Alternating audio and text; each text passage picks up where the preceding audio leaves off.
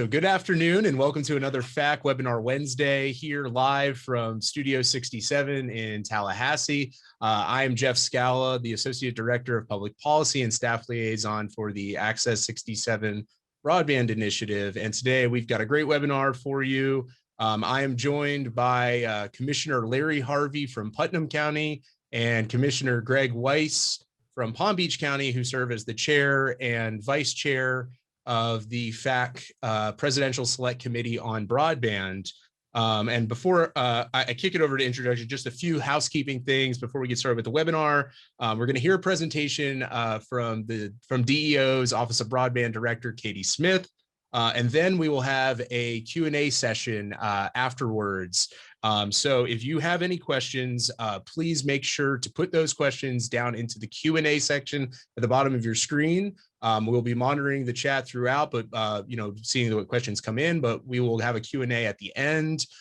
This session is being recorded, so if you aren't able to stay the entire session with us, you will be able to catch a recording of the webinar after, and we're hoping to put together an FAQ of the questions that were discussed on the webinar. So Commissioner Harvey, it's all yours. Thank you, Jeff. Thanks for the introduction and good afternoon. And a big welcome to all Access 67 County broadband champions joining us from all across Florida. I want to give a shout out to Jeff and Shiloh for all the hard work that they do on the broadband initiative from the Florida Association of Counties, and also give credit to Chris Doolin with Small County Coalition for all the work he does for us and helps us in this arena. We're excited for an update today from the Florida Department of Economic Opportunities Office of Broadband.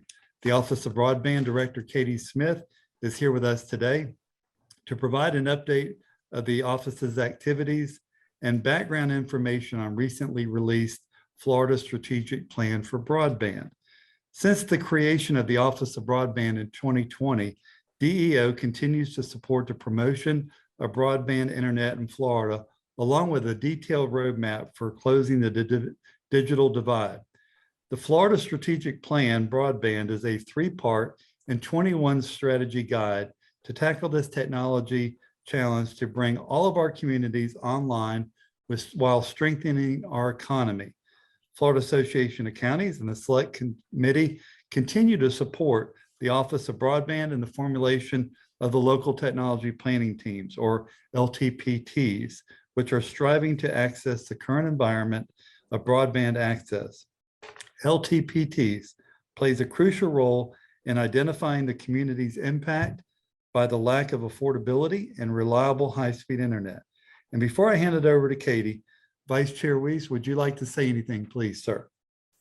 Well, thank you, Chair Harvey. Really appreciate all of your efforts and also share my gratitude to Jeff and Shiloh for the efforts of FAC in helping Florida move forward and expand broadband access to every Floridian.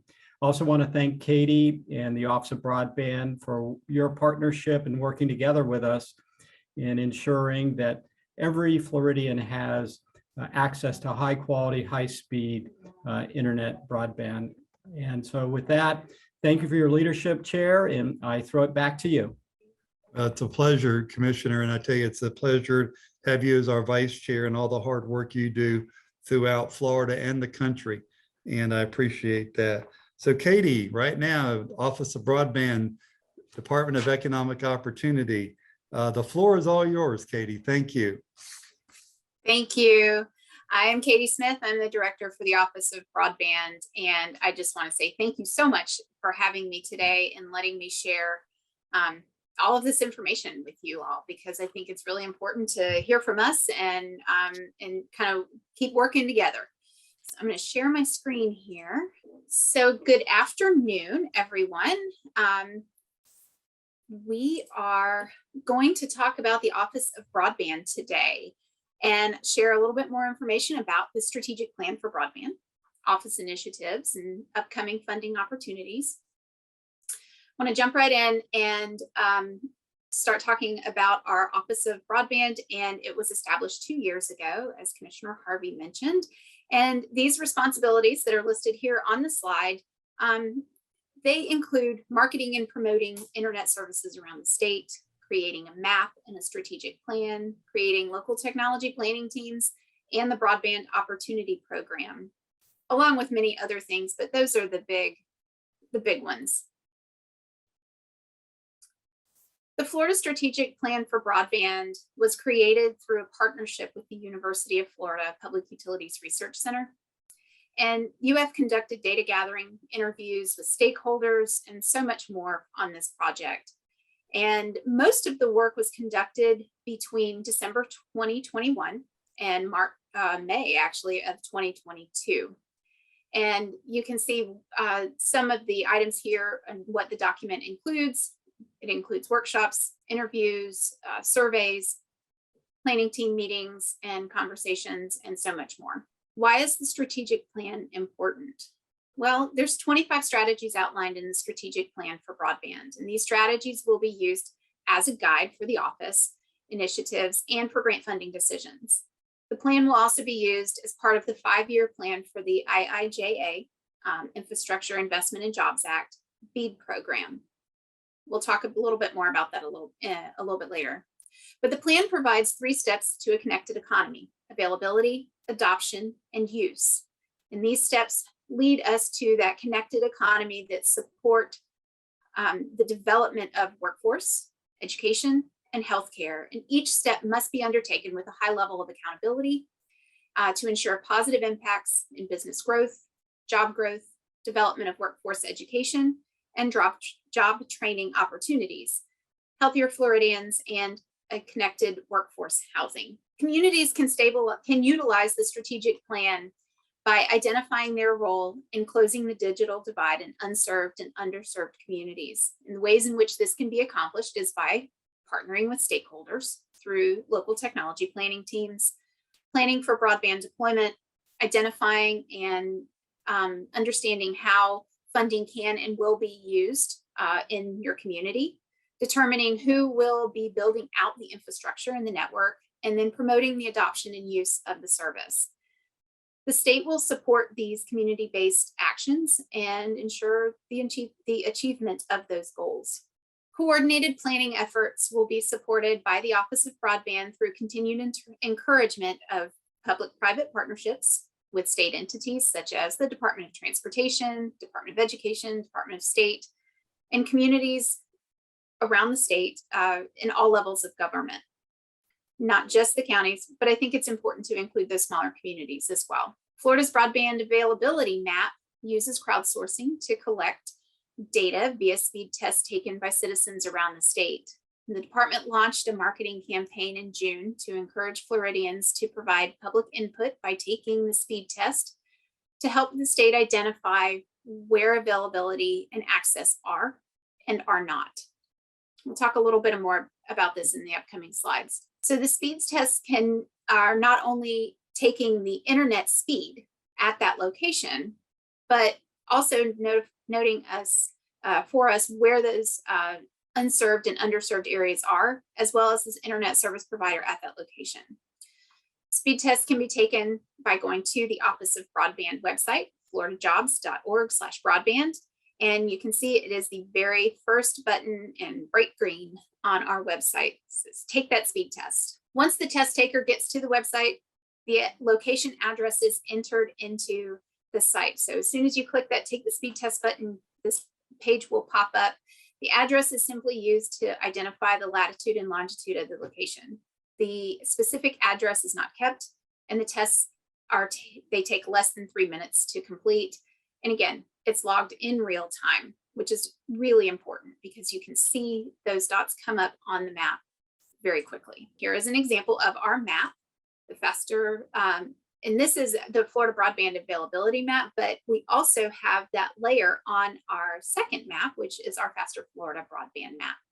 And it is a GIS map that was created by DEO and provides not only information on community anchor institutions such as schools, libraries, hospitals, colleges, and universities, but it also will show RDOF locations and environmentally sensitive areas. We are working on additional layers for that map. You can also, I believe, we've included an updated layer with the congressional districts, legislative districts, and a few other layers. So definitely go out to that website and to our website and take a look at both of the maps. I think you will find it very helpful for your communities. The local technology planning teams are an office initiative that was rolled out in September of 2021. The office rolled out the toolkit for the teams to use, and it is a step-by-step guide for picking a team lead and the team members. It provides help identifying industry sector leaders who will participate and other participants. The toolkit also provides conversation starters and sample surveys, sample SWOT analysis to take your strengths, weaknesses, opportunities, and challenges to assist your community in identifying needs and where those unserved and underserved areas are. The teams can also help the community identify potential projects and with service providers and for the funding that will be available in the coming months. And I think this is a really good opportunity to get that community engagement through those planning teams. The Broadband Opportunity Program was established to provide funding for the deployment and installation of broadband infrastructure expansion. This appropriation was $400 million of state and local fiscal recovery funds. The office formally initiated rulemaking in May and will be hosting 3 workshops at the end of August this month for public comment. And the office is currently drafting an application and a scoring matrix for the program with the intent in beginning, oh gosh, I hope we can open that to start accepting applications in the late fall of 2022. I think it's ambitious, but I definitely think it's possible. The applicants for the program must be able to show public engagement. Local technology planning teams are an excellent opportunity to do that.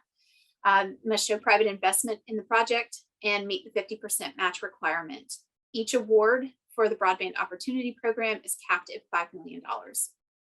Capital Projects Fund, or CPF, through the U.S. Treasury was established to carry out capital improvement projects. Florida was allocated just over $366 million, and the office will submit the grant and project plans to the U.S. Treasury for the state by September the 24th. Each project must show a tie back to workforce education and health monitoring. So as we start opening up the funding cycle and the application cycle for Capital Projects Fund, that is really something to keep in mind. That workforce education and health monitoring component must be visible for every single project that will be awarded. The Infrastructure Investment and Jobs Act, the IIJA, Broadband Equity Access and Deployment, or the BEAD program. This program will focus on broadband infrastructure and digital connectivity projects. The BEAD letter of intent was submitted on July the 12th, and that secured Florida's participation in the program. While each state will receive a minimum allocation of $100 million, the Office of Broadband expects that actual amount to be significantly higher based on the unserved and underserved locations in Florida. The office is preparing the application for the program and will submit prior to the August 15th deadline. And yes, that is coming up very soon. The digital adoption and the digital adoption and use program is the state digital equity planning grant program. It is another IIJA program. The NTIA's program is that state digital equity planning grant. We are working through our application process that we submitted on July the 12th and calling it our digital adoption and use program. We're very excited about this opportunity, and it will help us identify barriers to digital adoption and use, digital inclusion activities. It will also help us build capacities for efforts related to broadband adoption. And let's see, Middle Mile program is next. The Middle Mile Broadband Infrastructure Program was established also in the IIJA and is an open competitive program with the NTIA. The application window is open until September the 30th, and awards for that program range between $1 million and $100 million. The program seeks to expand and extend the middle mile infrastructure and promote connectivity and resiliency. And in closing, I do have a few links and important resources. So the link here, floridajobs.org/broadband. That is our website. We just updated and provided a little bit more information on some of the funding opportunities that I have provided. There's also information and links to the toolkit and planning team information, as well as our strategic plan, proudly shown right on the very front top of our webpage. Thank you so much for having me. Thank you, Katie. And I think there's a lot of information in there, and I haven't seen the questions roll in through the chat yet. But folks, just remember, a reminder, use that Q&A function down there at the bottom. We will go through, if you have specific questions on the strategies that are contained within the plan, now is your time to shine, ask those questions for the strategic plan. But I did just want to quickly, I heard the 5-year plan for the IIJA. So the strategic plan, our guide for broadband, our step-by-step guide, those two things will be mirrored. Is that kind of? We plan to utilize this strategic plan as part of that 5-year strategy for BEAD. So definitely, you're going to see a lot of the same information in that document. Great. And I know we have we're going to have some questions on local technology planning teams and the monthly calls that Kiwanis and team always put those out. In the statute, it does reference local technology planning teams being active in rural communities, and we've fielded a lot of questions from counties to find out if that was a mandate. So we're kind of curious if you all see that as a mandate for all counties or counties with rural communities, and also just to see if we had an idea ballpark of how many counties have an active LTPT. I know we want to work towards that 67 number. So right now we have 66 of 67 counties that have established a team lead or identified a team lead. Not everyone will or has yet submitted their team or identified who's going to be on their team. But we do have about a third of our counties that have been actively meeting, actively having those conversations, established their team, and have really been going. Some of those counties have also submitted their plan and submitted, a lot of good information for our office to help identify some of those unserved areas prior to our application cycle opening. I think it's going to be really important. As for it being a mandate, I will say this: it is in statute, so we are strongly encouraging that those local technology planning teams be established and that you start facilitating the meetings. I think from my perspective, the planning teams are an opportunity to provide that public engagement and get your input from different industry sector leaders, from service providers, from your residents, and it shows strong community engagement. There are other opportunities, I am sure.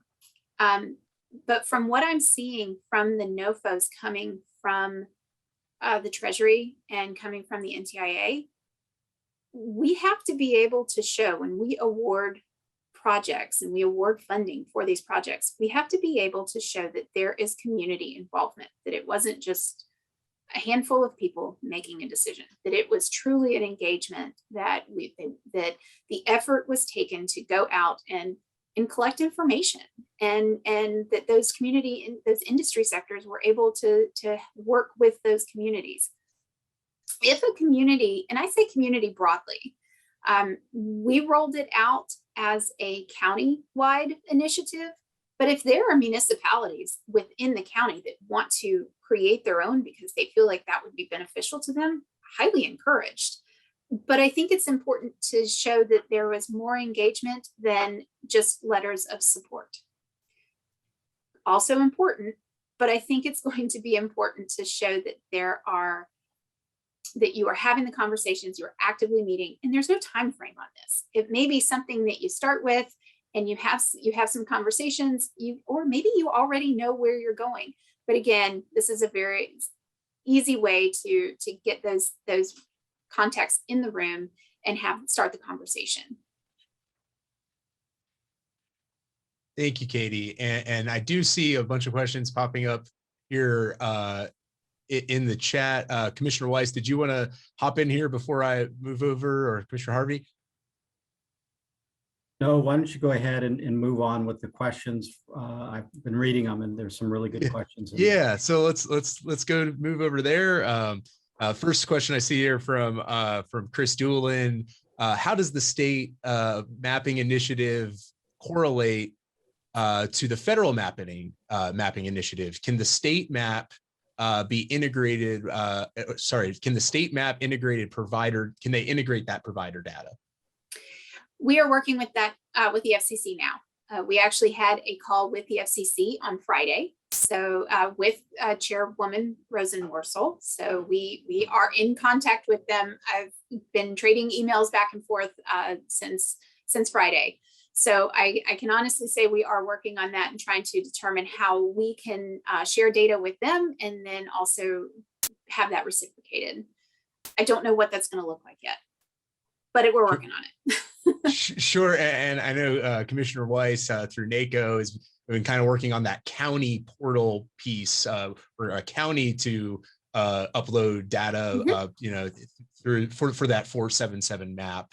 I do see a quick question on here. Will the slide presentations be available after the webinar? I think that's more of a housekeeping one, but Katie? Yeah, we can definitely make them. Yes, absolutely. I'll send them to you, Jeff. Yep. And what we're hoping to do, so again, it's going to be recorded and we're going to hopefully put together an FAQ here and then the slides. So you'll have all the information from the webinar from today. Another question, is there a deadline to get our residents to do the speed test? I know there was a deadline in the statute to get the map done from, I think it was June 30th. June 30. And just to jump on that, will this process for the mapping be like an ongoing process? Yes. And does the office see an additional need potentially for additional resources to address it? Absolutely. I think that the map is going to be, I think there's a lot of focus on the map for a lot of reasons. It is such an easy resource to go and see where your opportunities lie. Will we be focusing on doing more? Absolutely. I don't think we can move forward with all of this funding that's coming our way and not be actively updating our map and trying to get more data. And so I think the speed test ongoing. We are not planning to take that map down. We do plan to update that GIS map with additional layers of information. We have put out requests to our service providers for some of their data so that we can add those as well. We're working in that direction.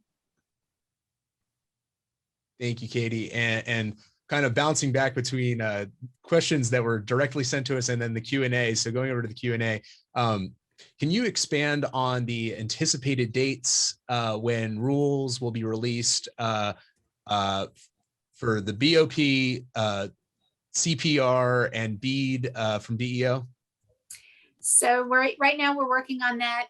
The rule for Broadband Opportunity Program, that will be released very close to our rulemaking workshops. And again, those will be in the last 2 weeks of August. We've got 3 of those workshops lined up. So that notice, we are putting that in the notice. It should be going out this week. Great. So, and I'm guessing 3 workshops. State is fairly large, so I'm guessing they might be regional workshops. North, Central, and South. All right. North, Central, and South. So yes, and they'll be later in the afternoon. We are really looking forward to hearing from everyone. I know that I want a lot of participation in this. I genuinely want your feedback. So more information to come. We are working with those counties now. Great. Another question here. What steps should counties take after submitting their SWOC analysis? So it's an LTPT question. Yeah, I think once you submit your SWOC, I think it's going to be really important to just keep moving forward. What is the next step for you? We ask for the information, not because we're checking boxes here that you have done all of these things and you are a successful LTPT. It's really more of a useful resource for you to identify where those strengths, weaknesses, opportunities, and challenges are for your project. I think it's important for these LTPTs. I wouldn't use the toolkit. It's not a test, you know. This is just a guide to help start the conversations. And if you know or you don't know where your next project should be, that funding is coming fast and furiously. So if these tools in the toolkit can be of use to help build out and identify where your project areas are, even better. If it helps you get there faster, that's what we are asking you to participate in the LTPTs. And the SWOC analysis seems like a very good resource for every community to identify what those challenges are. And it may help you also identify where your unserved and underserved areas are. Because every single sector is going to have a different opinion of who is served and unserved. So, you know, again, it's just to have that community engagement and be a guide. Any information you're willing to share with the office, I would love to have, because we do look at it and we do reference it and go back to it. So we appreciate any shared information. And just kind of in a similar lane, and I know we were talking about each county getting an LTPT set up. And I know this has probably been asked on previous monthly calls, but some counties have done their own feasibility studies or have done other processes. Those are also, I guess, information that county or LTPT can submit to the office. Absolutely. Absolutely. We just want to be sure submitting that information helps us understand the level of engagement, that it wasn't just one entity coming in and saying, here's where your project area is. Okay, well, did everybody have a comment in that? I mean, was that open for discussion? I think maybe we need to ensure that we have those conversations. There's just a lot of opportunity there. There's a lot of gray area to this too. So whatever is submitted, if there has been a community that has already done a feasibility study, that's fantastic. Share it with us. Let's see what's going on in that area, and don't let us hinder you from moving forward. All right, I'm trying to get another question in here. How will deficiencies in middle mile infrastructure be identified? Will this be a part of the statewide mapping initiative? That is something we are working on as well. I really don't have an answer for you on that. That's a great question, and I will definitely take note on how to answer that next time. Yeah, it's all part of it. I mean, I think that's part, again, it just goes back to, you know, all of our conversations with our service providers, all of your conversations out in the community, talking with residents and your schools and your industry sector leaders. But I think it's going to take a village to identify everything.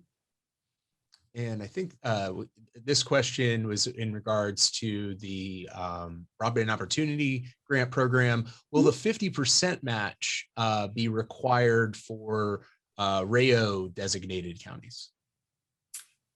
That question has come up internally, and still talking through that, but based on, at this point, the way I can answer that is based on what is in statute, is that there is a 50% match requirement. And I guess that may be something that comes up, and we have that conversation during our rural workshops at the end of the month. Great. So right now, yes, you still have to do it, but is there administrative funding to help a county broaden the scope of our reach? How do we get this funding? So, and just to maybe piggyback on that, I think we've heard from a lot of counties who want to get started on their LTPT and having a difficulty in assessing. And so are there any initial planning funds available, or technical assistance funds, or I guess resources that counties could apply for to help in their assessments? That's a really good question. I think we certainly have the community planning technical assistance grant that can be used to help with that planning. There is the potential for other programs here at DEO that could possibly help with that. As for utilizing funding within the broadband office for planning, I don't have an answer to that yet, but it's a great question. It's an excellent question. And I think that is definitely another one to consider with leadership. I mean, we have the opportunity to really build this from scratch. So all of the input is fantastic. And reading from the chat, counties will be able to submit locally collected resident and business survey results in addition to DEO collected information in order to show a community involvement. Does that sound right? Sure, that's a wonderful way. Absolutely. And even just survey results. I don't need to see the actual surveys, but overall survey results, that's helpful too. Yeah, and I know from FAC we had submitted the NACO Test It app data, so that was a crowdsource information. Continue to log on that app, or more importantly, maybe directly to the Florida speed test. And I've had calls from folks wondering how do you get that message out to take the speed test? Is it through the schools, radio? Since a lot of the folks that might not have internet probably aren't going to be able to log on or tweet about knowing about the speed test. Yeah. So I know as part of the marketing campaign, there are billboards that will be going out. There are radio ads that are playing now, commercials on TV, on your local news stations, a lot of social media. We also were targeting gamers. I mean, that's a whole nother part of the public that there's a lot of people to game, and there's a lot of information that we can gather from that. We've hit many different social media platforms. Definitely, your ads on your Google. But again, to your point, with maybe you don't have access to the internet, and so you want to take a speed test or at least notify us. We have the radio ads, the TV, and also newspaper. So there are specific areas of the state that will be focused, that will have certain focuses based on what kind of advertisement is provided in that area. So you may not see all of it, you may see some of it. And here's a question. I think it's about grant applications. So will an application, will applications accompanied by an endorsement from an LTPT be given extra points in the review process? And maybe that's something that it will be that's to be determined. I think the involvement of having your LTPT is the first your starting place. And will the carriers be able to apply directly for funding, or are they included through an LTPT? So the carriers can absolutely apply for the funding. However, you must be able to show that there is their public-private partnership, that there is community engagement. They're going to be, any applicant for the Broadband Opportunity Program at this point in time will have to be able to show that there is community engagement, whether you're a service provider or the LTPT. The idea is to work together so that there's not overbuilding, so that we're not duplicating project areas. Everybody has a better idea of what's happening out there. And I see one here from Chair Harvey. I think we're going back a little bit, and that's okay because there's many moving parts. What date is the deadline for reporters to report to the FCC for those maps? I believe it's September. Well, I can't remember if it's September 1 or September 30, but it's coming up. I know that. And so, and for everyone, the FCC is working on collecting that information, and then there will be a challenge process. What we've heard from the FCC is that process will be wrapping up towards the end of the year. Of course, the NTIA has indicated that their grant, the BEAD grants, wouldn't start moving until the maps on the federal side is complete. Correct. That's what I'm hearing as well. Is there a process for a county to send their GIS data to the state?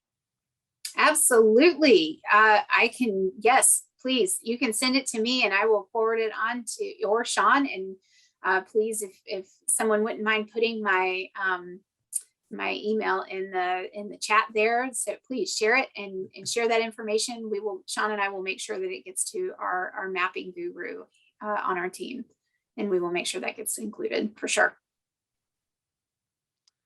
Great, and I think we will make sure everybody has that Katie's email readily available to get their info for LTPTs, mapping, any questions.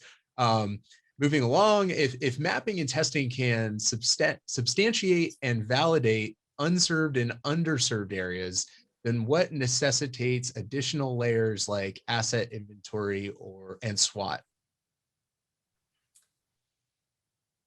So your maps are just a snapshot. It's a snapshot in time. The map testing, that speed test, what it does not tell us is how fast you could be paying for. You know, maybe you're only paying for X amount of speed. You're not paying that top tier. Maybe you do have access, but you don't want to, you are choosing to only use your phone. Maybe you're using maybe there's a provider issue. I don't know. There's a lot of other reasons that people don't take the speed test, and that information may be only partially beneficial. Maybe it's fully beneficial. I don't see any problem with taking more data and more information. I think getting a broader picture of where your county is or where your community is with broadband infrastructure is the goal here. I don't think it's to just use one. We will provide a number of resources, but I think identifying as much information as you possibly can is going to be more valuable to you than just utilizing only the map. And I see an additional question on here. Will counties receive copies of all the speed test data for their jurisdictions? I know it's available online, but is there like a more direct linkage to? Sure. Yeah. Again, send me that email and I will get it to our mapping guru, and we will make sure that you can get it for your jurisdiction. Does a completed SWOC secure funding, and LTPDs are required to do the research and apply for individual grants or programs? So I think it's like a two-part, or I think the question is more about, is that a separate process versus? Sure. So your SWOC is just part of the data collection. It's not necessarily saying, yes, you're going to get funding, or no, you're going to get funding. It's just part of the conversation, and it's to help guide the conversation for where your projects should be. And what was the second part of that question? Will LTPTs be required to research and apply for individual programs and grants? Yes.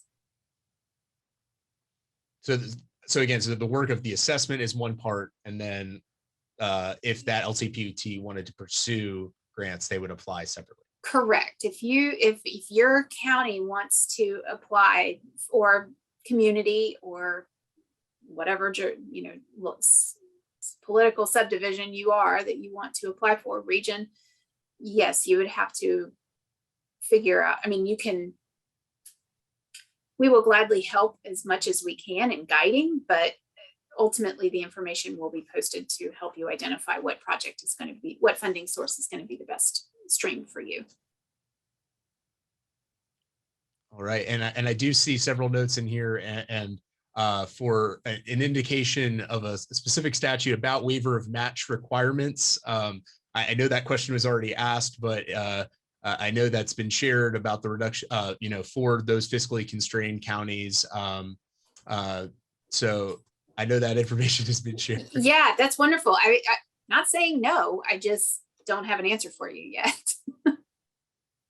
Is there any distinction between, I apologize, going back and forth. Is there a distinction between the speed test for cell versus wired speeds? Absolutely, because I mean, it will tell us what type of connection it is, whether it's a cellular connection or a fixed connection. But that information can help you as the LTPT or community define what technology is available. And maybe maybe you have more of one technology, but you really need another technology. So maybe that's a good conversation to have with your LTPTs is, hey, here's, it looks like there's a lot of cellular tests. Why are there more cellular tests on mobile devices than on fixed fixed connections, fixed wireline connections? Why is that? Is it because we don't have the access out there? Or is it an adoption thing? Is it because people are not adopting that particular technology and they just want to use their cell phones? There's a million and one reasons as to why it is what it is. And maybe that's a good conversation for the LTPT to have with their industry stakeholders. And going back to the grant process or just potential applications, can multiple applications be submitted from a county by different applicants is one part of this. And then or could you have multiple projects within one county to, I don't want to say get around the $5 million cap, but if there is a specific need in one section of the county and then another project, how will that work? I think it depends on how, on the project itself. Each project is going to be defined by your project defined area. And if it means that there are different projects that come in, okay. I don't know what those projects look like at this point in time, but I mean, there's nothing at this point that says that a county can't submit multiple applications. Or a service provider couldn't submit multiple applications. Sure. There's nothing against that as well. And just a general question for the state opportunity grant program, at least in the statute, says that you cannot use other federal funds. So will there be somewhat of a siloed off of projects that are in the state opportunity grant program versus the BEAD funding or other federal funds like the Capital Projects Fund? So the statute does say that you can't use other federal funds. They're referring to federal broadband funding. So if you are in an RDOF, if your project area has already received RDOF funding, you would not be eligible to apply for, your project would not be eligible for the Broadband Opportunity Program. Other programs, we're digging into that now. I mean, Capital Projects is very similar to Broadband Opportunity. So I think if you can work with the Broadband Opportunity Program guidelines, I think you'll have a pretty good opportunity of getting a good project in for capital projects as well. And clearly there are different guidelines and things that you have to follow. The Treasury guidance for the Capital Projects Fund is pretty long, and it would need to be specific to education, work, or health. Mhm. So there will be, I guess, two different sets of criteria: the state criteria for the Opportunity Grant Program, and then the federal side. Yes, so you'll see, at this point, we kind of envision this being, each one having its own application, because those requirements and guidelines are so, they're similar and they're so different. So we will have one application specific to each program at this point. That's how I'm looking at it at today, at this time. Understood. And I guess along the same lines, not to repeat the same type of question, but one of those is not excluding certain types of applicants.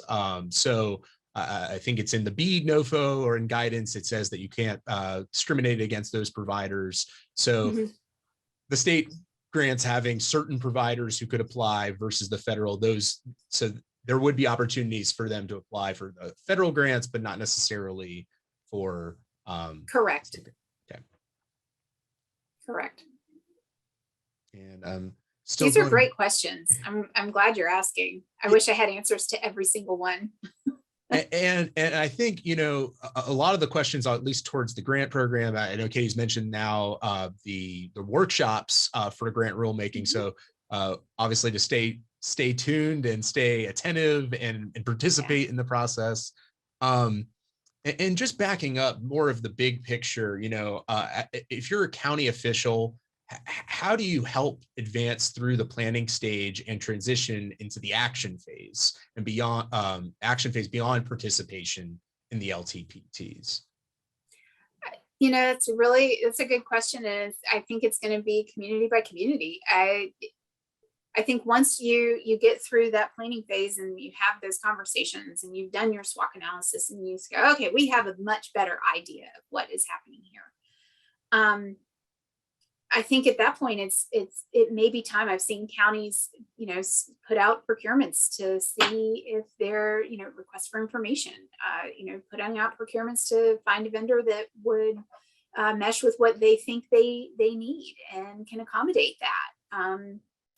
I think it's really dependent upon what you find out during that research phase. Sean, do you have any other suggestions or comments on that? No, I think you're absolutely right.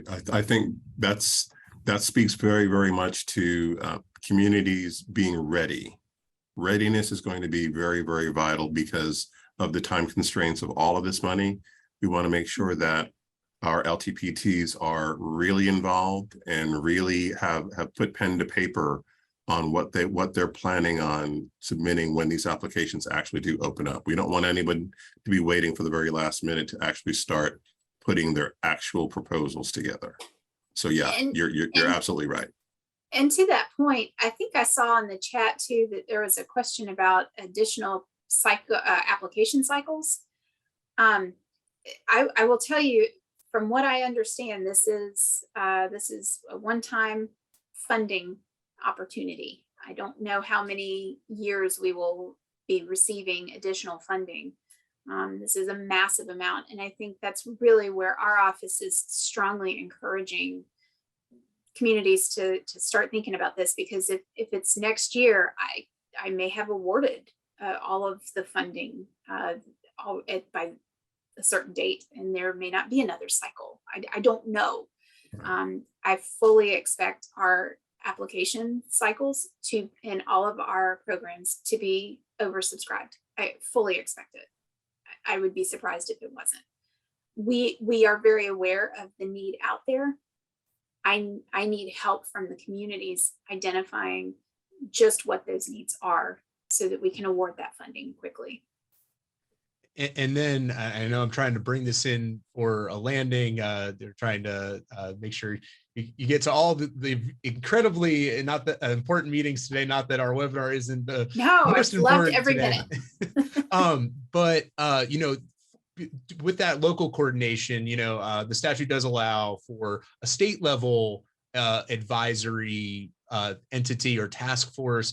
So could you talk just briefly about, other coordination that the office had? I know in the slide you had mentioned the Department of Education, FDOT, and I think Department of State on there. Is there any talks of some sort of statewide advisory group that kind of mirrors a local technology team, like a state? No, I think that not at this time. There is not that conversation happening.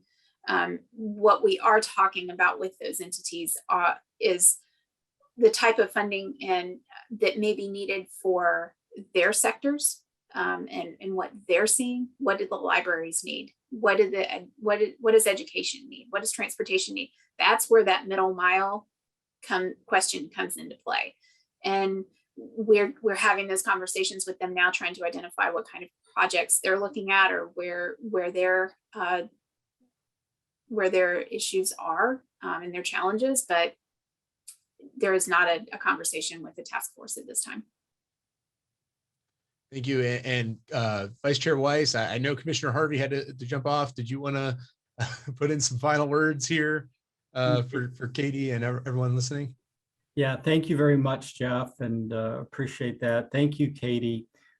Just on behalf of our broadband task force and Florida Association of Counties, I want to thank Katie. I want to thank the Office of DEO and both Shiloh and Jeff for bringing this all together and bringing us all together to get updated on this very important topic, and helping to move our communities and our state forward in ensuring that everybody has access, whether it's due to unaffordability or just due to lack of infrastructure there, that we all have access to broadband in Florida in the future. So thank you very much. Thank you so much for having me today. And Sean, we really enjoyed this. This was a great opportunity for us to gain insight on some of those big questions and help us go back and start looking at what to expect for our rulemaking workshops. But great questions, and hats off to all of you for participating and for joining us and taking an interest in broadband funding, because there's a lot coming, and we really are excited over here at DEO to assist you and in any capacity that we can. And before we close it out here today, I see plenty more questions coming in the chat, so we will be forwarding those along to Katie. And like I said, we'll put together an FAQ, get this webinar. We have to clean it up a little bit. We'll get it on there so you can view it later, and make sure you have all those resources. So again, from Florida Association of Counties and Studio 67 here in Tallahassee, thank you all for joining us today. Right. Have a great day.